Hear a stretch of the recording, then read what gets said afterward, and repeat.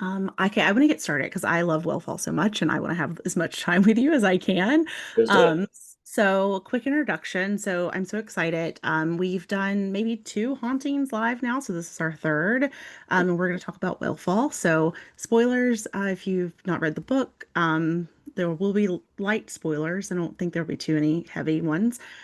Just to quickly introduce Daniel Kraus. So he's the New York Times bestselling writer of novels, TV, and film. He's the author of such books as The Death and Life of Zebulon Finch, The Teddy Saga, which I love, The Ghost That Ate Us, Blood Sugar, which I also love, Bent Heavens. He's also the co-author with George Romero of The Living Dead and Pay the Piper.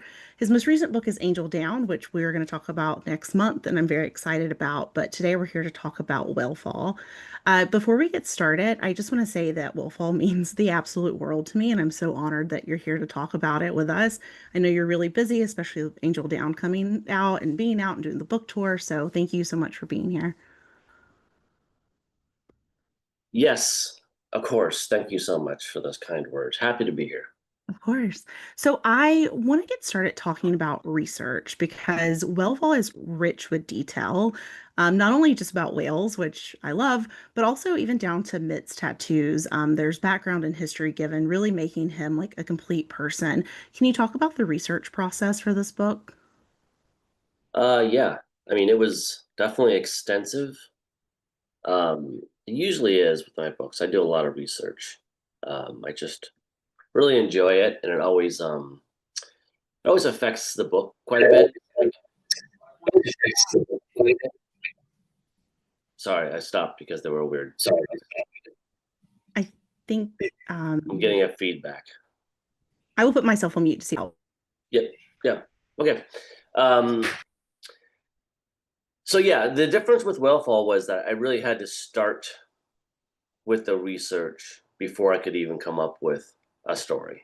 You know, like typically I'll have some sense of the story and then I'll even write a little bit or outline or something, and I'll get an idea of what I need to look into to research. But for this, there was no, I can't make up I don't know how to make up a story inside of a whale because I don't know what the inside of a whale looks like. I don't know how big it is. I don't know anything. Can you even be in there? I mean, I don't have the slightest idea. So all the the research had to be front loaded, and I had to figure out basically everything having to do with the book before I started writing the book. So that just meant meeting whale scientists mostly, and then some scuba divers too, and then just starting to very slowly piece together what is it like in there, how much can you move, what can you see or not see, where can you go, what does it feel like, just a million questions. Um, then you know, trying to exhaust all the opportunities so that anything that could be tried inside the whale, I could have my diver try to do. Um, and then and then when that takes a few months, and then I write the book, and then when I'm done with it, I have the whale scientists and the scuba divers read the book to make sure nothing sort of slips through the cracks. Um, but you're right, like every little thing has research to it too, like the tattoos or whatever. Those are much more sort of normal type of research stuff. Like I'm certainly not going to like hold up the writing of Whalefall until I figure out the tattoos. Like that's a smaller thing where I can deal with the tattoos when I get to them. Um, there's so much other overhead to have to deal with. Um, and it was an unusual book just in the sense that it all had to be mostly first person um, interviews and stuff. Like a typical review or research problem is a reading issue, you know, where you want to read books and documentaries and all that stuff, and maybe you talk to some real people. Whereas Wellfall was really, there were some books that were important, particularly with like when it came to like whale behavior. But for whale biology, there really wasn't any um, books that weren't super, super technical and really of use to people in medical schools. So it was all going to be based on interviews. So it was a lot like, because this was during COVID too. It was a lot like taking a college class, really, because I would just get on Zooms and we would just um, talk for hours about whatever thing that I was having trouble with that day. Um, they were very helpful. They were very savvy in knowing kind of, sometimes they'd shoot over my head and I just sort of like send them back down. Um, I know that there's a scene in the book where that deals with the whale larynx, and that was, for whatever reason, that was the hardest organ for me to understand. Um, and I just hours and hours trying to understand that on Zooms, and it just was very. To this day, I don't fully understand it, but I get it more. It's funny that we're having this conversation because I'm just about to go to set again for the third time, the movie set, Yeah. and they're dealing with the they're shooting the larynx stuff right now. So I'm finally going to get to see the life size version of this organ that was like driving me nuts for months. So I'm looking forward to seeing it, and then maybe they'll let me burn it at the end. That organ gave me so much trouble. But that's really exciting though. Did you learn how to scuba dive as part of writing the book? Have you been scuba diving? Yeah, I did. I didn't. It wasn't like a technical process where I was getting certified, um, because I didn't need to know that. I didn't need to become a master at it. Yeah. But I did go scuba diving, mostly to learn the basics of how it works, but mostly because I wanted to know how it felt, just like how heavy the equipment is on the beach versus in the water, how it smelled, how it sounded, like how it sounded when you have all the equipment on, like how does the breathing sound. Um, so it was more of a tactile thing. It was more sensory than it was. I need to remember every sort of piece of action involved with it. I had experts that could make sure, and books and videos that could help me make sure I got that part right. I was mostly interested in just the sensations of it. Yeah, that makes sense. I mean, I think I've never been scuba diving, but I've been snooping, and the psychological part of like having that much equipment on and being weighed down and getting used to breathing underwater is it takes a bit to kind of get it acclimate it to and get used to. So I could see where that sensation would be very helpful in like portraying that, especially as Jay's starting to panic and he's trying to take on so much. Yeah, yeah, it was taking that first breath underwater. We have to just trust that the water's not going to rush into your lungs. That was probably the most most salient moment, most memorable moment too, because it's Yeah, also sort of the magic moment where it's like, wow, I'm breathing underwater. That's insane. Like yeah. just on a very basic level, that's pretty amazing. No, it's really neat. There's a lot of foreshadowing in Wellfall. I want to talk about it kind of piece by piece throughout, but the first part I want to talk about is there's a passage early on where we're talking about closure, and there's a line that says, "The harder you try to escape, the more lost inside them you become." Did you see this line as foreshadowing Jay getting lost inside the whale and hearing Mitt's voice while he's inside? Yes, yes. Yeah, Um, yeah, I'm trying to think of anything else I can say about that. Certainly for this book, because I had planned it out. So I've written a few books that have really concentrated time frames, none as much as this one. But for this one, I had to have pretty much every second accounted for in the outline. There was no room with the ticking clock element, especially. There was no room to have anything plot wise not nailed down, and so a sort of benefit of that is that I was also able to um, know exactly what was going to happen for the most part. Uh, there, that sort of frees you up to it.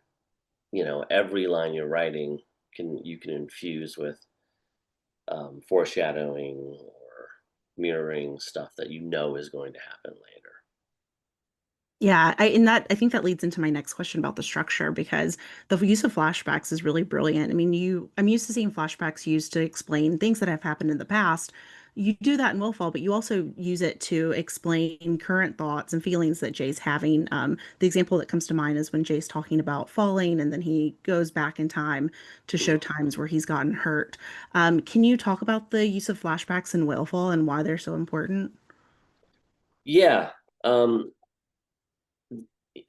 they're, they were in some ways they were more difficult than the whale stuff, only because with the whale stuff there were lots of like borders put down on. I mean, there were so many things I couldn't do. There were lots of things I probably would have liked to do, and then the whale experts were like, no, you can't do that. So there were a lot of like limitations on what could happen in the whale. Um, there were no limitations on what could happen in the flashbacks. That was more like just writing a normal book where you've got endless options, which is always kind of the worst place to be. Um, and I didn't really know when I started what the feeling of the flashbacks would be. I didn't have any idea how long they would be. I don't think I expected them to be as short as they were. That was a accident.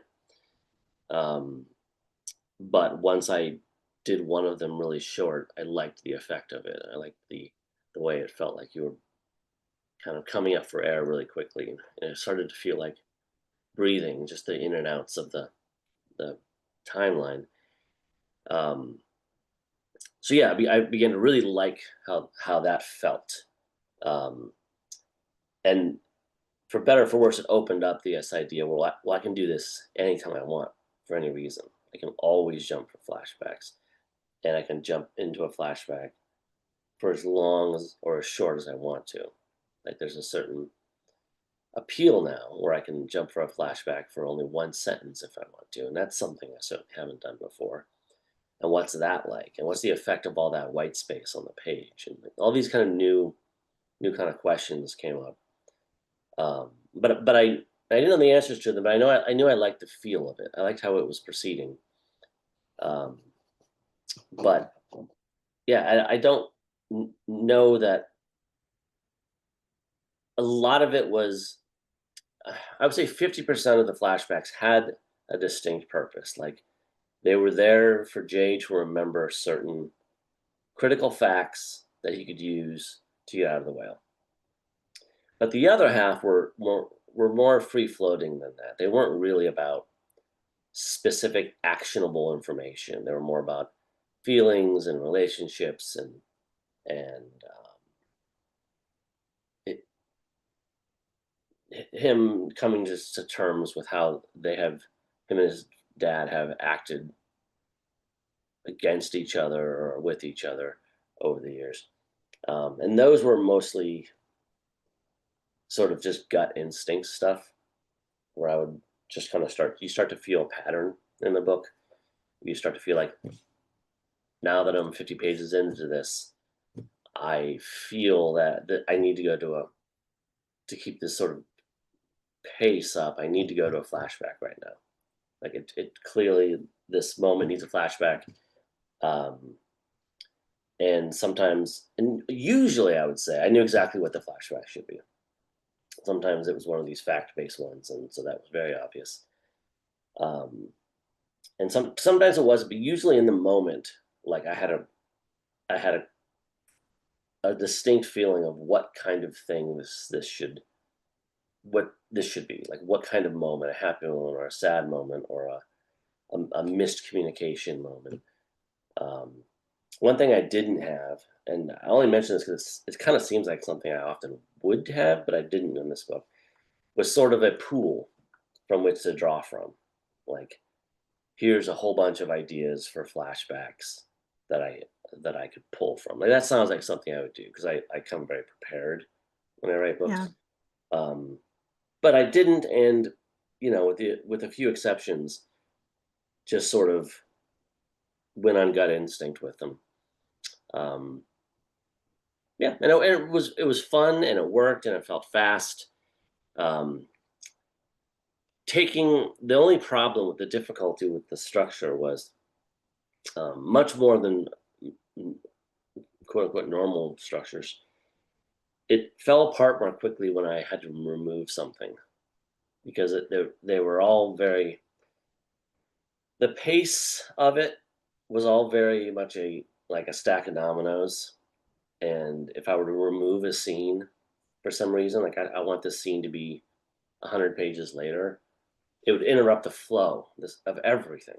And so I'd have to figure out a way to make it all flow again. You usually have to add something back in or combine things. Or it's one of those things that it's almost impossible to talk about. It's a sort of a, if you took out of a part of a song, like you would just feel, okay, well, now it doesn't feel right. The length isn't right. Yeah. The pace isn't right. So there was a lot of that, like tr- trying to, you almost have to go back to the beginning every time and read straight through and figure out when does the rhythm break? What do I have to do to fix it? Yeah, I was curious about that because I think I mean the other structure element is this is like the big tension builder is the PSI and how that's depleting at the longer he's underwater. Did you have a method for how you timed out what that level was going to be as the book moved? Um, Not really. Like I, it wasn't quite as mathy as this, but like one could if one wanted to, like not use, and this isn't how I did it, but I could have done it this way, is put no PSIs in it at all. Yeah. Count the number of chapters in the book, take the 3,000, divide by that many chapters, and you'd have a rough idea of where the numbers should be. Now, you're going to want to change a lot of those because some chapters are much longer than other chapters. In some chapters, he's breathing a lot faster. So you want that to eat up more than chapters where he's just like lying there thinking. But uh, short of doing this some experiment where I'm inside some sort of pod in the middle of the ocean, uh, just splitting it out evenly for starters makes a lot of sense. Just so you don't start doing it from the beginning and then you realize, oh, uh, I'm at the end of the book and still have 1,000 psi left, or I'm at the end of the book and I ran out of psi 50 pages ago. Like you Yeah. want to sort of look at both of those elements as a whole and try to kind of wed them together. Yeah, that makes sense. Mitt for a little bit because I don't know if I'm supposed to like Mitt or not, but I do. And I know, I mean, Jay struggles with the perception of Mitt as his dad versus how Mitt, other people see Mitt. Um, or as a reader, are we supposed to be conflicted about Mitt? Are we supposed to see him as personable and charming and then feel guilty about it? Because I do, but I don't know if I'm supposed to like Mitt or not. Well, I mean, I certainly didn't know, you know, Yeah. so I think that's fine. Um, I started the book. This is, I think, the only book that I've ever written that really effectively changed my opinion of a character as I wrote it, just as it does to Jay, I think. Like I came in fully Team Jay. Like I did not like this guy. Thought he was a bad dad who had a lot of knowledge, but just I didn't like him at all. Maybe I didn't really understand him either. And then as I wrote, it's almost like, and I've heard this from a lot of people, like when you're younger, you're Jay, and then as you get older, you sort of become Mitt to a certain degree. And like I began to Yeah. really sort of understand Mitt as I went and liked him more and more. And at the end, I don't know that I ever said I would say I ever liked him. Like I don't think I'd ever want to hang out with him. But I really understood him though by the end. I was like, okay, so he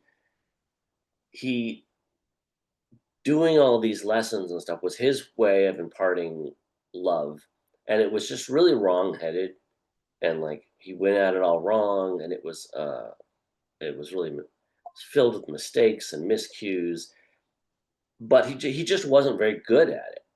But this was an earnest attempt to to provide what he thought would be help and protection for his kid going forth in life. Um, and so while I still think he did a terrible job at it, uh, I sort of appreciated the effort in a way. I was like, yeah, he did try. He messed up, but he tried. Um, and then there's, you know, I think in the book there's moments where I get kind of frustrated with Jay too, where Yeah. would it have been really so hard to go to the hospital? I don't know. I don't know if I would have, but it's like it definitely makes me feel. I definitely feel better about Mitt by the end of the book. Um, and I think that's something. Like I don't know exactly how much I forgive him or anything like that, um, but I don't hate him like I did when I started. You know, I just see him as somebody who was a troubled person who made some mistakes. Yeah, I think that scene where it's showing him holding Jay when he's a baby and he's talking to him really kind of changed my perception of Mitt. And it almost made me think that the ocean means so much to Mitt and he wants some to give that world to Jay. Yeah. Yes. You frozen, so I'm gonna Too. talk. But I agree with you. I think he goes about, completely wrong. Oh, I'm sorry. Yep. Oh, No, I'm I sorry. I was just saying, I think got the that end of it. scene. Okay. Oh yeah. So I was just saying, I think that Mitt, you know, wants to give the world to Jay, and he does that by kind of teaching him about the ocean, but he does it in the wrong way. Right, and everyone seems to my Um, surprise, everyone seems to kind of identify with that. Like there's seems to be something that everyone's dad and probably mom too that they really loved. They were very passionate about and wanted to pass on to their kid. And the kid it just didn't take, you know. Like you can imagine like somebody who played professional football or something. I was like, I'm going to teach my kid to love football, and the kid just isn't into it. And that's got to be hard to a certain extent, but you gotta accept that and move on. He just had trouble moving on. yeah, I completely agree. Um, there's the beautiful passages between Jay and Mitt when they're kind of coming to an understanding between each other and apologizing for what's gone wrong. I mean, do you think that they would have ever gotten to that point if Mitt hadn't died? Do you think that you ever see reconciliation between them two as Jay got older? I mean, if you mean if Mitt hadn't died, Yeah, if yeah, Mitt hadn't died. I don't know. Um, I guess I'd be pessimistic about it. Yeah, Um, it's always possible um, that if Mitt had had a sort of slow death as he did, but with Jay much older, I don't know that Jay. I think Jay would have under the role of a adult. You know, if he's 35 when this happens, he might think to himself, "Well, it's the adult thing to do to go talk to him." But my feeling sort of is, I guess maybe this is pessimistic, but by then, so much time would have passed that like yeah, the relationship would have just been cemented that way. And maybe they could, maybe by then you would think the dad would have had to accept that his son wasn't into the things he was into. Like yeah, that ship had sailed, by the time he was 35. But I don't. But I think by that point, I don't think they're really communicating in any sort of real way anymore. They might be kind of polite to each other, might see each other at holidays and stuff, but um, I would doubt that they would have the ability or maybe even interest anymore to have that conversation. yeah. I think I agree with you. I mean, it feels a little double-sided that he has to go through that experience, but I'm almost glad he does because I feel like he comes out of it with like a better understanding of Mitt, but also just in a better place himself with like kind of what's happened and maybe even a little bit more confidence too in like who he Yeah, is as a person. yeah, that was always kind of the goal. Is that at the end, you have someone who's physically destroyed, but you have a weird sense that sort of emotionally and mentally they might be rescued in a way. Yeah. Yeah, I agree. I think he's definitely seems better for it, at least mentally, like maybe not physically, but definitely mentally. Um, I want to talk about orcas for a second, which is Yeah. something that I love to talk about, but not usually at book club. I mean, I don't think a lot of people know, you touch on this in the book, but orcas are kind of assholes. I mean, they're very aggressive and like they're kind of mean. Were you surprised by the way that orcas will attack whales and like kind of taunt them in the ocean? Because when I found this out, it surprised me, and so I just was curious, kind of your take on it. Well, yeah, I mean, everything surprised me because I didn't know anything about whales. Yeah, So anything I learned was surprising, and the orca is the only predator really they have. So that was surprising to me. I wouldn't have guessed that. Um, yeah, orcas, they are they're just like a roving gang of the yeah, ocean. Like they are very, very smart and just vicious. And they have all sorts of unique attack techniques, and sort of like wolf packs. Um, so I don't have anything. I don't really have anything against orcas personally. Um, positioning myself as like in the position of a whale, then yes, I have a problem with orcas. yeah. Um, I that scene with the orcas are attacking the whale, and then he calls out, and they come and like rescue him. I mean, that is such a emotional scene, but I also feel like it's almost part of the healing journey too for Jay because he can see the importance of family and community. Was that scene always a part of the book? Yeah, yeah. Um, and for some of those reasons too, like we're dealing with almost all solitaire sperm whales are going to be males. Um, and they just sort of get more solitary as they get older. So a lot like Mitt, really. Uh, but this, what happens in the book is true. They can call out for help, and other sperm whales, largely females, because those are the ones who are existing in pods mostly, will come to their rescue. I just thought that was really nice. Um, Also, I wanted it just dovetailed nicely with the fact that for plot reasons, I wanted the whale to be quite old and um, by the end of it, sort of dying. And it made sense that, it's at an age where it might, it's logical that it'd be taken down by a school of orcas. And though it does get saved, the saving is only temporary. It's mortally wounded at that point, probably. Um, yeah, it was just in the sort of mapping of everything that can happen. It it always made sense as a major plot point. Um, and also, it's kind of cool that so much in the book takes place of like inside the whale, like it's eating and digesting and doing all these things that are so interior.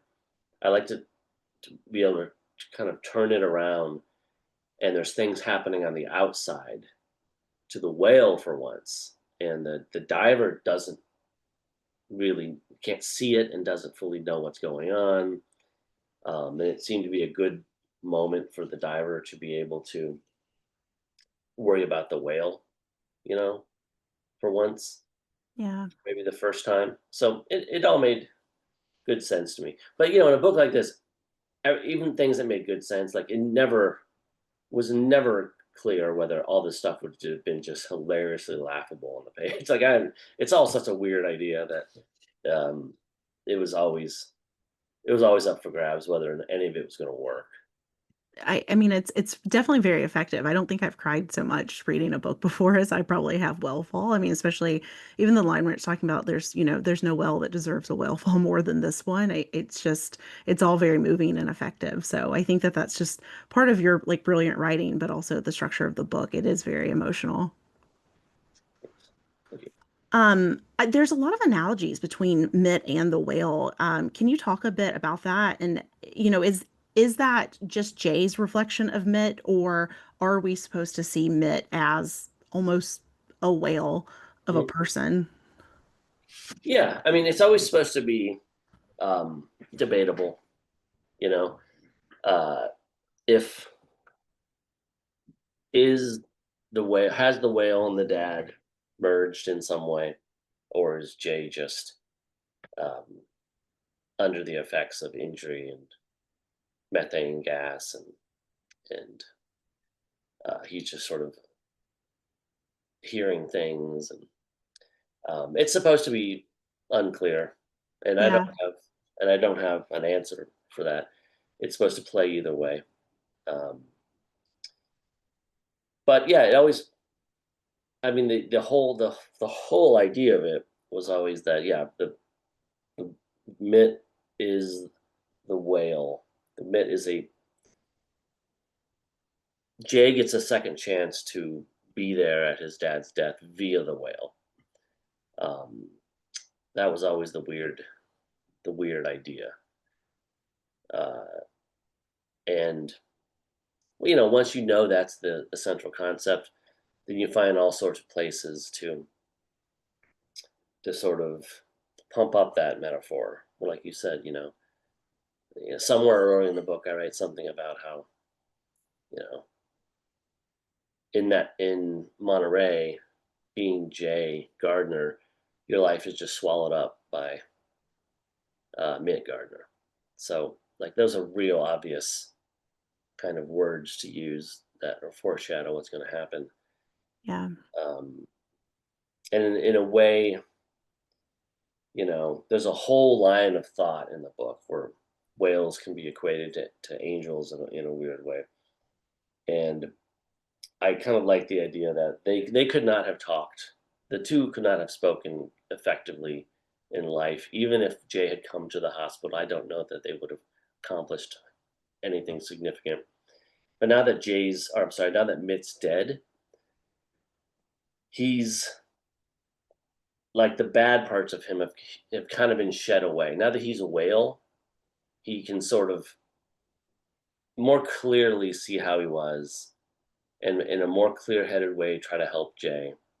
There's something about like transferring to an animal that you can let go of some of these human hangups and just sort of act in a more pure kind of familial way. yeah. I'm glad that you mentioned the angel part because I wanted to just say I think that this book pairs really well with Angel Down. Actually, when I was rereading it, the religious imagery in Willfall really brought back a lot of scenes and passages from Angel Down. So I think if anyone hasn't read Angel Down yet, I think that these two go really well together. I don't think there's any obvious connections. You may correct me, but I do think that they kind of go hand in hand a bit with the imagery. Yeah, I do too. And again, that's not intentional. Um, there was one book between them that I wrote, so it wasn't like they went directly. Well, actually, there's at least two. But anyway, um, yeah, but yeah, there's a lot of similar themes. It is about sort of another guy whose dad isn't around. It's a very different situation, um, and they are both sort of preoccupied with religious symbols, I guess. Yeah.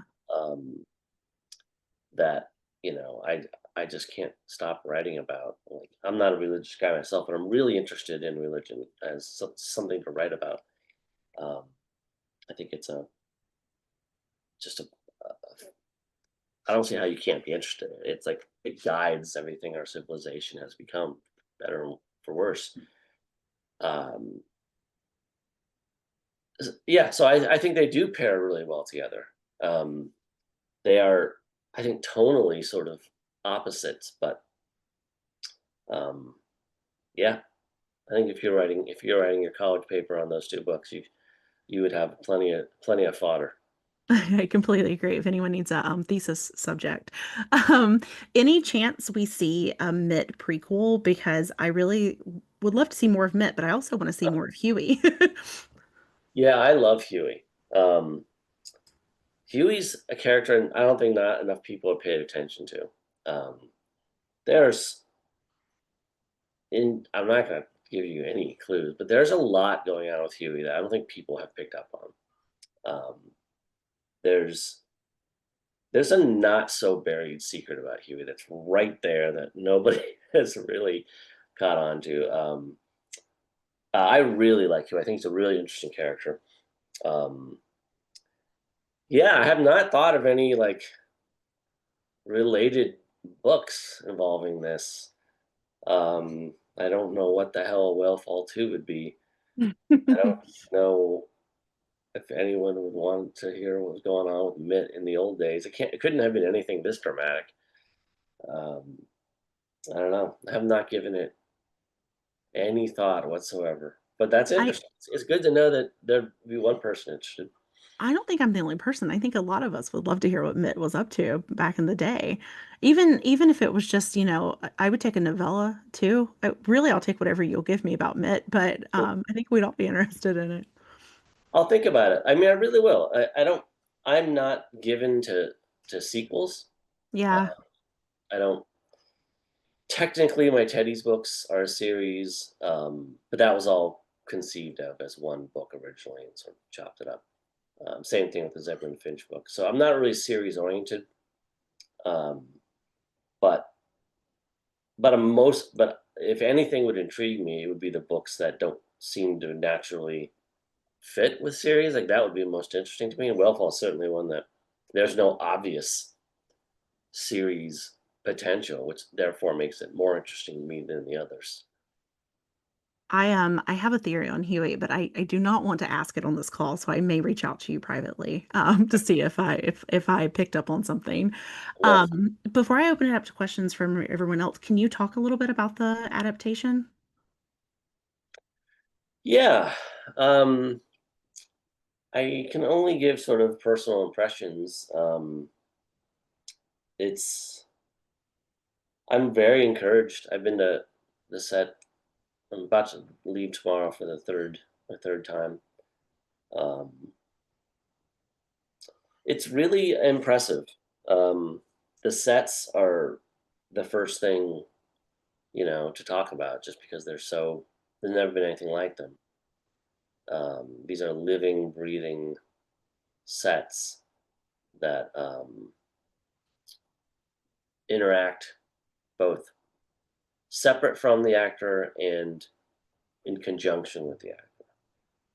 Like um, when a scuba diver touches part of the whale stomach and there's bioluminescence there, it lights up. So in some ways, it's reactive. And although I'm sure there'll be like digital smoothing or whatever they call this kind of stuff, the sets are entirely practical. That's Uh, really cool. there's multiple stomachs that each of them do different things. Like there's not one stomach that does everything. That it's sort of split out to different tasks. And then there's an entirely different separate, like second stomach. Then there's a throat and blah blah. Um, but it's funny being on set. It's like there's also just these shelves of like etc. flesh that are just just like skin and other gross things that not sure where they belong, but they're all there. And then there's like the area that has the squid and all the squid arms. Uh, my line on it is that it could be the best movie ever made. It could be the worst movie ever made, but it's not gonna be forgettable. Like it is something highly unusual. Uh, so one way or the other, it's gonna be worth seeing. I have high hopes that it's going to be the best movie I've ever seen. I'm very excited about it. Did you have any input in the screenplay at all? Yeah, I wrote it. Oh, I didn't know you wrote it. Yeah, I mean, I Oh, co-wrote it. I okay. co-wrote it with the director. Yeah. Well, Well, that makes me feel even better about it. Yeah, Then it'll be perfect. yeah. What could go wrong? Nothing. It'll be great. I want to open it up to questions from everyone else if that's okay. Sure, Perfect. Hi, Daniel. Thanks for joining tonight. It's sure. awesome to have you here. So I have one question about the movie and then one about the book. So I feel like the movie, it's going to be, and I don't know if you can confirm this, but it seems like it's going to be trippy as fuck. Like, if the majority of it is from Jay's perspective, when I was rereading it for this, you've got the heartbeat the entire time. It's like there's going to be all this like crazy sound stuff. Like, I don't know, it just seems like it's going to be an incredibly deliberately immersive kind of experience, more so probably than most films need to be. Like this one has to be. And I don't know if it's early enough in the process where you've sort of been given any hints as to what the sound and everything like that's going to I be do like. know that the sound is something that gets talked about a lot, and the sound people were, you know, we were talking to the sound people very early in the process about this is a chance to do something really unique with sound Mm, because we're surrounded by heartbeat and lungs and blood veins and stuff. So, and then as you say, there's a point in the book and probably the movie too where things do get a little trippy. So that the sort of breaking of the rules that we've set up, these sort of biologically sound rules, to sort of break them in an interesting way is um, definitely a possibility. Uh, yeah, and I'm looking forward to that stuff. I was on set for a few of those moments where things sort of bleed from reality to something slightly different, and they were really exciting. I really can't wait. I think it's going to be the best movie ever made. Yeah, that's a high Confident. bar, so let's go Yeah. easier. And then one question about the book. I've heard you talk a lot recently that your focus is sentences, or like your a real interest for you is sentences as opposed to story, or things like that. So this book, though, I feel like it really is transcendent, and like it got me emotionally so many times throughout. But there's a kind of series of sections near the end where it's kind of dates through Mitt's life, and it says what has been provided, what has been provided, and that got me all over again. It's like this incredible, deep metaphysical thing that almost the father's point of existence was to save his son's life. Almost, I don't know if that's true or not, but that's kind of one possible reading of that. Mhm. Did you I mean, does that come from, I know you said you outlined it, but like when you're writing it, when you're going sentence by sentence, does that stuff kind of emerge from that process? That's your process? Or did you have this sort of metaphysical idea that you wanted to sort of get to as well? I mean, it definitely the metaphysical idea was definitely there, but probably didn't outline too much of that.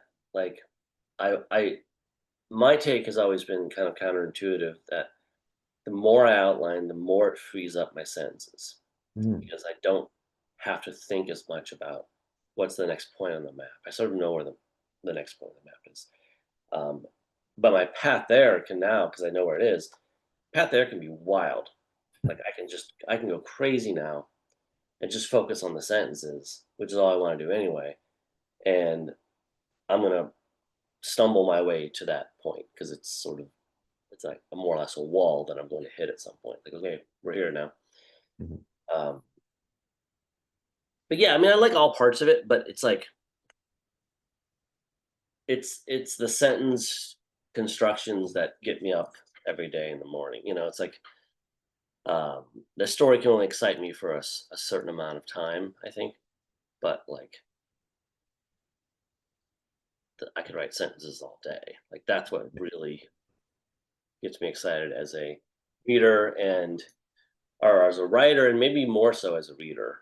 Like there's books that I'll get or people will send me that in theory seem right up my alley, but I can tell by the first paragraph that this is not going to engage me on a sentence level. Um, it's not doing anything new with the arrangement of words. It's not surprising me that this word came after that word and that came after that word. And that those books I usually just don't read. Um, you know, we're all running out of time. Life's too short. We have to kind of focus on what gets us going.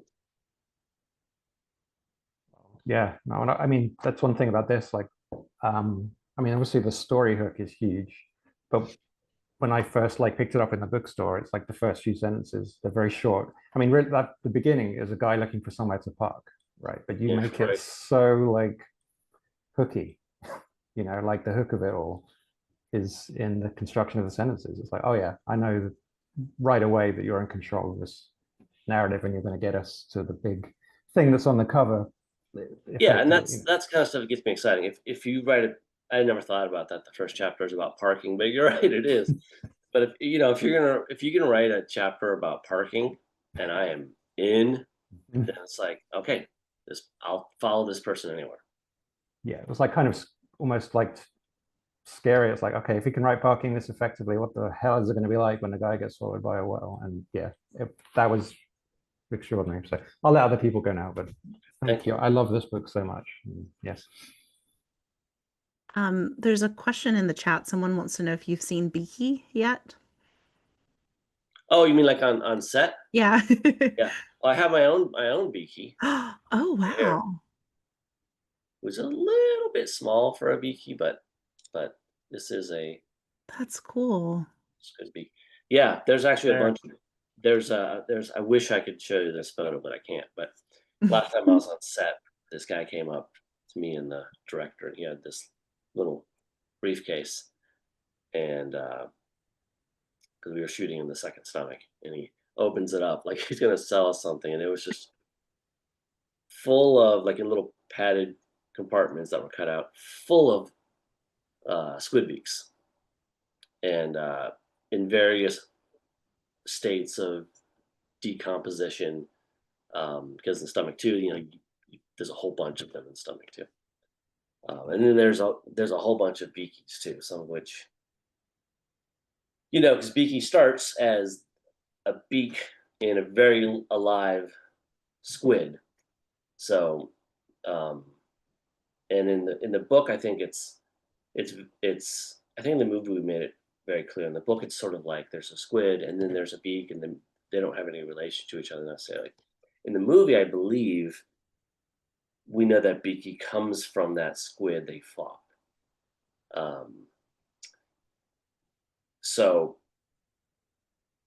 we've seen that beak in action. Like we've seen it, right in Jay's face, snapping. Um, and then once that squid is getting melted, then the Beaky's sort of up for grabs again. That's so cool. Giant Yeah, squid are really neat. they are very neat. Yeah.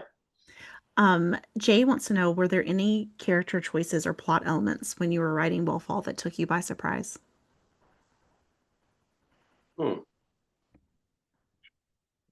I think anything having to do with the sisters.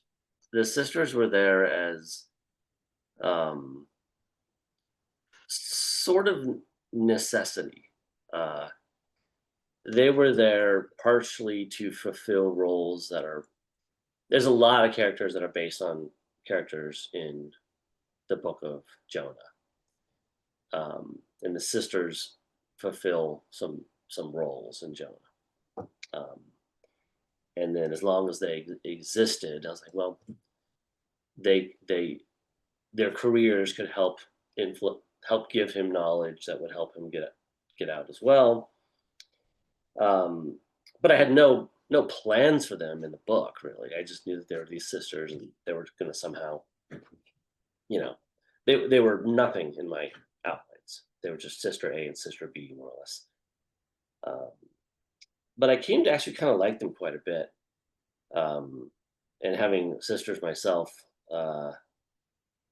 really was happy anytime they showed up, um, and liked how one of them was kind of meaner than the other, and how they would interact with the little brother. Like all that stuff felt very, very identifiable to me, and um, I just really like. I think I really like sibling dynamics in books. I feel like maybe I don't see them enough, and I like when they're there. Um, I know whenever I'm thinking of something, a new project or something, you know, and the idea crosses my mind that the main characters would be like romantically involved, um, which is the best thing commercially you can do for your book, bar none. Is have a romance somewhere in it. I immediately try not to do it, and then think, well, could they be siblings? Um, could they be some other relationship that is, I think, less explored and more fertile in some way? Um, I guess that's my answer. There are so few characters, really. Like, you know, what's left? Mitt, Jay, and Mom, and Huey, really. Yeah. I mean, how much do you think Mitt discussed his suicide with Huey before it happened? Do you think that they talked about it or he just No, did it? Yeah. I think he just did it. I think Huey knew he was going to do it, Yeah. and he did it. Huey knew what that boat trip was. Yeah. I liked at the begin like when he first finds out, he's kind of like, "Oh, he did it because he knew you couldn't swim." And then you find out like he had the weights and kind of Huey knew and it wasn't like it was, I mean, some extent it is kind of taking advantage of Huey, but it feels different kind of once you know that Huey knew what was going to happen. Yeah, my take would be that Huey knew Yeah. and just looked the other way. That seems like such an unlikely friendship because they are so different.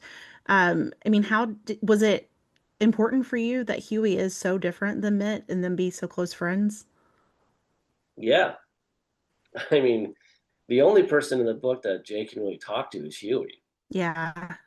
Like he's the he can't really talk to his sisters because, in to his perspective, they're mean to him, and he obviously can't talk to his dad. And he really likes his mom. He's really affectionate with his mom, but you know, there's still something there that I think it makes it difficult to talk to him because you never really know as a kid where your mom's allegiance lies. Like could he really tell her something that she wouldn't go and tell dad? It's like uh Huey, I don't like I have no idea. Maybe this is the prequel, right? I have no idea how Huey and Mitt became friends. Just that they both spent a lot of time on the docks, probably. I think Mitt's like what he wants out of somebody who's not cool. Like Mitt is own, and he's got tattoos. He's kind of cool, but he's like he would he would really like be frustrated by anyone who came off as cool. And Huey's not cool at all. Huey's just like a former dentist who likes fishing, and this is like probably in some ways doesn't threaten Mitt at all. Like if he had another Yeah. like bad boy sailor out there, Mitt would probably come to blows with him at some point. But um, there's a very gentle. There's very something about Huey that's very gentling. Like I bet even Mitt would find himself put at ease with Huey. And I could see Mitt to some extent opening up to Huey, like I don't know what to do with this kid, you know, and Huey being able to very delicately say a few things that might help him a little bit. Yeah, Huey seems very nurturing. I mean, it feels like at times he's filling both the father role and mother role to some extent for Jay with how nurturing he is. Not to say that men can't be nurturing, but he does seem to kind of have multiple hats that he wears for Jay. And it feels important, especially when it isn't clear who his mom's side is going to, like, which side his mom is going to take, that he Yeah, has yeah, Huey. he's there, kind of there for everyone. Yeah. Yeah.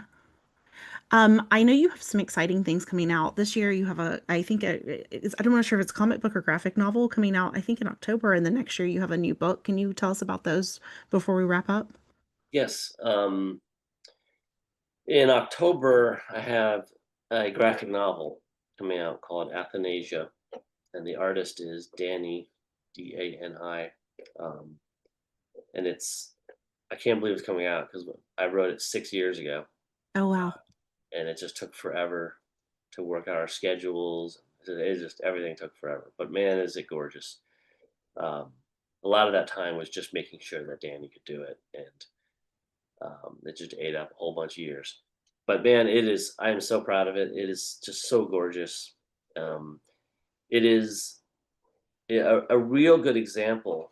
We had one earlier in this call of doing something that I'm the least likely person to do, um, and that's do a superhero story because I've got issues with superheroes, but I have no interest in them. I just have never. I don't see superhero movies. I don't know anything about them. Yeah. So through various circumstances, uh, I found myself asking the question: what if I had to do a superhero story? What would it look like? What would that be? Um, and I had a really cool idea about a superhero cemetery and how when you bury superheroes in close proximity like that, like essences of them soak into the soil, almost like radioactive ooze, right? And then the whole ground becomes uh, radioactive in a way. And so there's a cemetery groundskeeper who's in the cemetery all the time, who starts being kind of infected by this super ooze that's coming out of the graveyard soil. So really cool idea, I think. That comes out in October, and then in March I have a nonfiction book called Partially Devoured, which is a very hard to describe. It's ostensibly about the movie Night of the Living Dead, um, and kind of it's a movie I've been obsessed with since I was 5 years old. I've seen it 300 times. Uh, it's kind of about how the movie got made, yes, and sort of cultural analysis and film study stuff. But it's also part memoir, and it's just it's part everything. Like it's about how that movie has been with me a whole life, and it's affected me at different points in my life, and is just sort of a kitchen sink book, a tangent machine. Like it's sort of about everything all at once. It's very hard to describe. There's not really anything else like it. And then the last one I'll mention is next. I don't know if it's summer or fall. I think it's just next August maybe. So a week. I'm sorry, a year from now is my first real science fiction book. It's just called The Sixth Nick, and it's full on spaceships, alien planets type of sci-fi. Um, and I think is the most disturbing thing I've ever written, which is a bold claim, but it is a one messed up book. It is. I really like that one too. Yeah, this like little series here of Angel Down and Partially Devoured Sicknick is one of my favorite little runs of books that I've had. Sicknick is really neat. It's hard as hell to say the sixth Nick, but it's really unusual and really I don't know, Cronenberg-esque in a way. Like I don't know. It's very very dark. I'm excited. Those all sound amazing, but especially, I mean, I'm excited to see what sci-fi from you looks like because I feel like your books are so genre bending and they never fit, and I love that about them. So I'm excited to see like what you're considering sci-fi to be, especially if it's that dark. Yep, it's weird. I'm a little nervous now too for it, but I'm very excited for it. Is this so? Is Partially Devoured, is that your first nonfiction book that you've written? Yeah, Yeah, I'm very excited for it too. I saw your post about it, and I think it's gonna be great. yeah. It's really cool. It's actually sitting on this table right here. I just went through it for the last time, and tomorrow I gotta send in all the last second changes. Um, the interesting thing about nonfiction is that, and any nonfiction writer would know this intrinsically, but it's you're just never done. Like I just keep learning new things, and so every time they send a book in for the next, what they call first pass pages or second pass pages, which is normally you're not really adding things at this point. You're just sort of checking some boxes and doing some copy editing. But every time the book comes back to me, I've got 20 new things I want to put in. Um, 20 is an actually joke. It's more like 50 new things. Um, but yes, very excited about that. Awesome. I see your dog in the back too. It's very cute. Yep. Um, Thank you so much for joining us. I am looking forward to talking about Angel Down in less than a month, actually, in a few Oh, weeks great. here. So thank you again for joining, and thank you all for joining too. Yes. Thank you, everyone. See you guys soon. See Bye. you soon.